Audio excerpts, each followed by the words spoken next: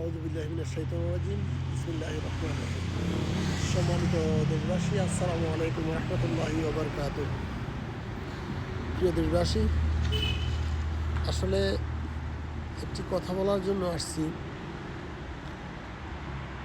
আমি গত 4 বছর যাবৎ যা দেখছি, যারা যারা ভারতের এজেন্ট হয়ে কাজ করছে, প্রতিটা লোককেই বর্তমান বিএনপিতে ভালো ভালো পোস্টে দেওয়া হয়েছে। আপনি খেয়াল করেন, সর্বপ্রথম সবচাইতে প্রিয় ব্যক্তিত্ব আপনাদের স্বরাষ্ট্রমন্ত্রীকে দেওয়া হয়েছে, ভারতের স্থায়ী এজেন্ট। তারপরে যখন বিএনপির কৌশলী হয়ে বিএনপি -2 ফর্মুলায় গিয়েছিলেন আমাদের বর্তমান স্পিকার মেজর হাফিজউদ্দিন সাহেব, তিনি কিন্তু ভারতপন্থী। ভারতের কথাই এই বিএনপিকে ধ্বংস করার জন্য নতুন কৌশলীকে একটা কিং পার্টি বানিয়েছিলেন, তাকে স্পিকার বসানো হয়েছে। ব্যারিস্টার কায়সার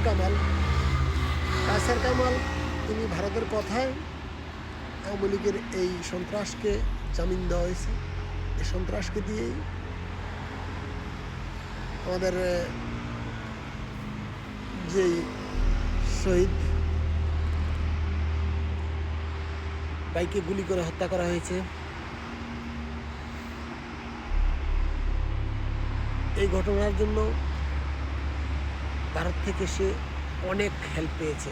কায়সার কামাল ওসমান আদিকে গুলি করে যেই মারা হয়েছে, এখানেও ভারতের স্বার্থ ছিল কায়সার কামাল, তাকে ডেপুটি স্পিকারের পদ দেওয়া হয়েছে।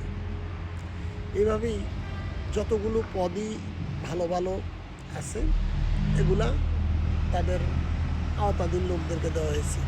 বিএনপি ক্ষমতা পাওয়ার পরপরই বাংলাদেশ ব্যাংকের গভর্নর পাল্টিয়ে ফেলল, প্রসিকিউটর পাল্টিয়ে ফেলল, আইন মন্ত্রণালয় নিজের হাতে নিয়ে নিল, তারপরে পুলিশের কয়েকজন ঊর্ধ্বতন কর্মকর্তা চেঞ্জ করে ফেলল, সেনাবাহিনীতেও কয়েকজন চেঞ্জ করে ফেলল। এগুলো সবগুলোই ছিল ভারতের রেডি করা। আসবে আর জায়গা জায়গায় বসে দিবে, ওদের কার্যক্রম চালু হয়ে যাবে। ঠিক তাই হয়েছে। যদি বিশ্বাস না হয় যে বিএনপিকে ভারত চালাচ্ছে, তাহলে আপনারা এই জিনিসগুলো বিশ্লেষণ করে দেখতে পারেন। আসসালামু আলাইকুম ওয়া রাহমাতুল্লাহি ওয়া বারাকাতুহু।